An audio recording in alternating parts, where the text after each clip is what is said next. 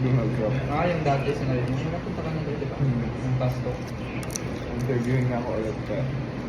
Ba't hindi mo kumain? Di ba kumain ng pagkain na ito?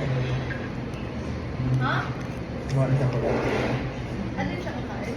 Ata, hindi ko alam. Babawin nyo lang dito. Pagpapagkain na yun, hindi pa yan. Meron na natin. Hindi natin ayusin na. Kulang tayo ng tao eh. Ewan natin, di ba? Kulang ng tao, hindi ayusin. Hindi man sila isang kape. Yan mo lang, sobrang lot. Ang sarap doon na yung ipa-ihaw mo. Yung shrimp at saka pusit. Sarap. So, Tayo yung bebele, tapos sila mo. Lutak lang.